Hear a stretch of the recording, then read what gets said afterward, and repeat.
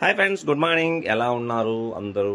Friends, నార్మల్గా నా యొక్క ఛానల్లో లేత పొట్టేలు, ముదురు పొట్టేలు, హార్డ్ మటర్, సాఫ్ట్ మటర్ అని అన్ని వీడియోస్లో చెప్పాను. కానీ ఫస్ట్ టైం ఒక మేకపోతు మాంసం, మేక మాంసం ఎలా ఉంటుందో మీకు చూపిస్తున్నాను. సో ఇదైతే మేక.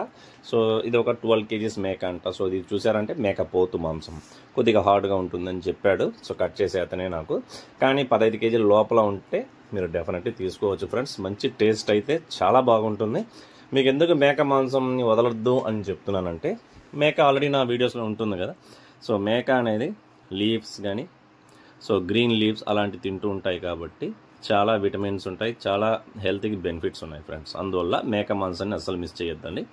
సో లైట్ పింక్ కలర్లో ఉంటే అది లేత మాంసం, అదే ఇది రెడ్డిష్గా ఉంటే కొద్దిగా ముదురు మాంసం, అంతే. సో డెఫినెట్లీ సో బిర్యానీస్కి దానికైతే డైజెషన్ ఉన్న వాళ్ళు మీరు లైట్ పింక్ కలర్కి వెళ్ళచ్చు ఫ్రెండ్స్.